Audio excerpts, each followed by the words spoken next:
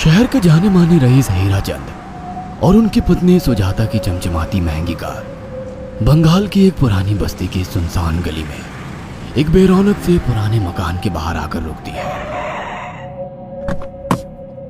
सुजाता, ये तुम मुझे किस जगह लेकर आई हो? ये तो कोई गरीबों की बस्ती लगती है। यहाँ ऐसा क्या है? हीराचंद के कुछ भी समझ में नहीं आ रहा था कि सुजाता उसे ऐसी अजीब सी जगह क्यों लाई है, जिस मकान में दिन में भी अंधेरा दिख रहा था और धुआं उठ रहा था। आप मेरे साथ अंदर चलिए, सब समझ जाएंगे। यहाँ हमारी हर समस्या का समाधान मिलेगा। सुजाता और हीराचंद आशंकित कदमों से उस मकान में दाखिल होते हैं। तभी उन्हें किसी महिला की बाहरी आवाज सुनाई पड़ती है। चले आओ, चले आओ। हीराचंद ने देखा कि उस मकान के अंदर अंधेरा था। अचानक हीराचंद की निगाह एक कमरे की ओर पड़ी, जिसके अंदर हल्की हल्की सी रोशनी आ रही थी और उस कमरे के अंदर से धुआं उठ रहा था। शायद उस कमरे के अंदर आग जल रही थी। है? ये किसकी आवाज है? यहाँ इतना अंधेरा क्यों है और ये धुआं कैसे उठ रहा है? मेरा तो यहाँ दम घुट रहा है। सुजाता और हीराचंद धीरे धीरे कदमों से उस कमरे के अंदर चले गए। अंदर वाले कमरे में बिखरे बाल वाली एक खूबसूरत सी बूढ़ी औरत सामने जल रही आग में एक मुर्गी की गर्दन काटकर उसका खून गिरा रही थी और मुर्गी का शरीर छटपटा रहा था। ये देखकर सुजाता को उबकाई आने लगी। हीराचंद ने सुजाता की ओर देखकर कहा, तुम ही मुझे यहाँ लेकर आई हो और खुद ही घबरा रही हो। कौन है ये भयानक सी शक्ल वाली औरत और हम यहाँ क्यों आए हैं? अचानक उस औरत ने एक झटके में मुर्गे की गर्दन धड़ से अलग कर दी। ये देखकर सुजाता के मुंह से चीख निकल गई और सेठ हीराचंद भी सहम गया।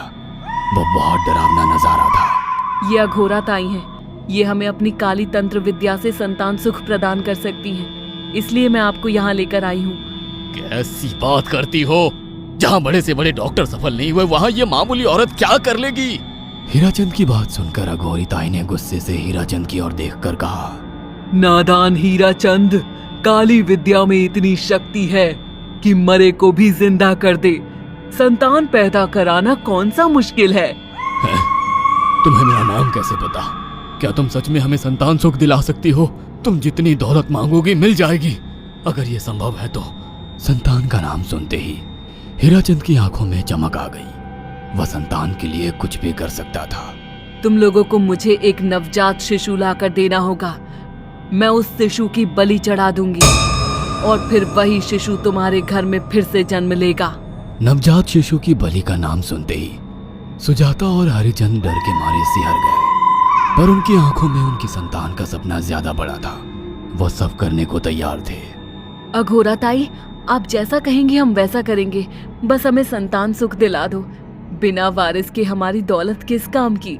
संतान सुख के लिए अंधे हो चुके सुजाता और हरिचंद अपनी नौकरानी शीला से एक नवजात बच्ची चोरी करवा के अघोरी ताई को दे देते हैं।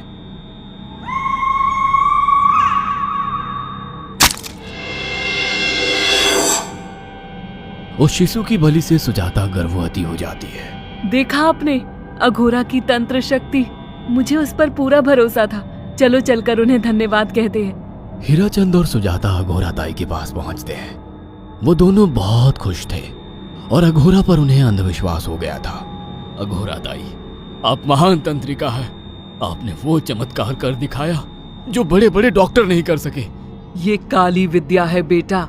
अगर तुम दोनों चाहो तो मैं इस विद्या से तुम दोनों को हमेशा के लिए जवान बना सकती हूँ। क्या सच में ऐसा संभव है? हाँ बिल्कुल, पर इसके लिए तुम्हें जवान लड़के और लड़कियों की बलि चढ़ानी होगी। तुम उन्हें यहाँ तक लाओ, बाकी मैं देख लूंगी। जवान रहने की लालच में अंधे सुजाता और हरिचंद एक अनाथ आश्रमों से हर रोज एक लड़की या लड़के को गोद लेने के बहाने अघोरी के पास बलि चढ़ाने ले जाने लगे। और एक दिन अघोरी ताई ने हीराचंद और सुजाता से इंसानी मांस खाने को कहा। पूरी तरह से इंसान से हैवान बन चुके अब वो दोनों इंसानी मांस खाने के लिए तैयार भी हो गए। ये गर्म खून और मांस खाकर तुम लोगों की उम्र भी बढ़ जाएगी। खाओ इसे। हाँ, सच में ये इंसानी मांस बड़ा स्वादिष्ट है। अघोरा ने अपनी बातों में फंसाकर सुजाता और हरिचंद को नरभक्षी बना दिया था। वो तीनों हर दिन बलि चढ़ाकर खून पीकर मांस खाने लगे। नौकरानी शीला भी नए शिकार लाने में उनकी मदद करती थी, मगर एक दिन शीला को शिकार नहीं मिला। मेम साहब, आज एक भी शिकार हाथ नहीं लगा और मैं बहुत थक गई हूँ और घर जाकर थोड़ा आराम करना चाहती हूँ। कोई बात नहीं शीला, एक छोटा सा काम है, तुम हमारे साथ चलो, लौटते में हम तुम्हें घर छोड़ देंगे। जी मेम साहब। शीला नहीं जानती थी कि शिकार नहीं मिलने से सुजाता और हरिचंद अंदर से बौखला गए थे और उनके दिमाग में एक शैतानी चाल चल रही थी। सुजाता, ये बेहोशी की दवा है। शीला के कार में बैठते ही तुम उसे सुंघा देना। आज हमें इसी की बलि देनी होगी। इसने हमारे यहाँ का बहुत खाना खाया, अब हम लोग इसे खाएंगे। वैसे भी ये आगे चल के हमारे लिए खतरा बन सकती थी। कार में बैठते ही सुजाता शीला को बेहोश कर देती है और वो लोग सीधे अघोरी ताई के यहाँ पहुंच जाते हैं, जहाँ अघोरी ताई शीला की बलि चढ़ा देती है और तीनों मिलकर उसे नोच कर खाते हैं। अघोरी ताई, हमको बलि चढ़ाते हुए पूरा 1 साल हो गया है। हमारा बेटा भी साल भर का हो चुका है। अब और कितनी बलि देनी होगी? बस एक आखिरी क्रिया और बची है, उसके बाद तुम दोनों हमेशा के लिए जवान हो जाओगे। कैसी क्रिया अघोरा ताई? 3 दिन बाद सूर्य ग्रहण है, हमें पास के घने जंगल में एक विशेष क्रिया करनी होगी। उसके बाद तुम लोग कभी बूढ़े नहीं होगे। कितना अच्छा होगा, हम हमेशा जवान रहेंगे और सालों साल तक अपनी दौलत से ऐश करेंगे। हाँ, सच कहा। अघोरा ताई ने हमारे हर सपने पूरे कर दिए। 3 दिन बाद बंगाल के बियाबान जंगल में कोहरे और ओस से भीगे पेड़ों के बीच एक घने बरगद की बेलों पर कटे इंसानी सिर लटक रहे थे, जिसमें से खून टपक रहा था। काले जादू का सामान भी रखा था। कितनी भयानक जगह है ये, हर तरफ कटे हुए सर लटक रहे हैं। थोड़ी देर में सब समझ जाओगे। बैठ जाओ और मेरे साथ ये मंत्र दोहराओ। ओ, अघोरा, ये किन लोगों की कटी हुई गर्दनें हैं? आप यहाँ क्या करने वाली हो?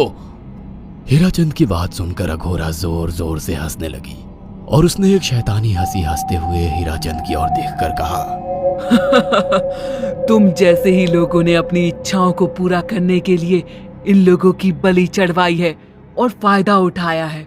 अब तुम दोनों आंखें बंद करके यहाँ बैठ जाओ और मेरे साथ मंत्रों को दोहराते जाओ।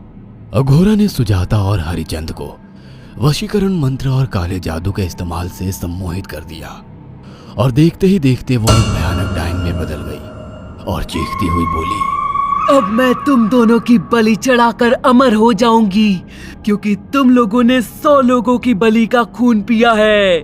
देखते ही देखते उस डायन ने फरसे से एक एक करके सुजाता और हरिचंद की गर्दन काटकर जल रही आग में बलि चढ़ा दी और उनका गर्म खून पीने लगी। जब तक तुम जैसे मूर्ख और लालची लोग अपने फायदे के लिए दूसरों को मेरे पास लाते रहेंगे, मैं उनका फायदा उठाकर ऐसे ही उनकी बलि चढ़ाती रहूंगी। दरअसल अघोरा एक डायन थी और अपना स्वार्थ पूरा करने के लिए उसने हीराचंद और सुजाता की लालच का फायदा उठाकर उनकी भी बलि चढ़ा दी। बुरे काम का बुरा ही नतीजा मिलता है। अगर आपको हमारी ये कहानी पसंद आई हो तो इसे लाइक और शेयर करना ना भूलें।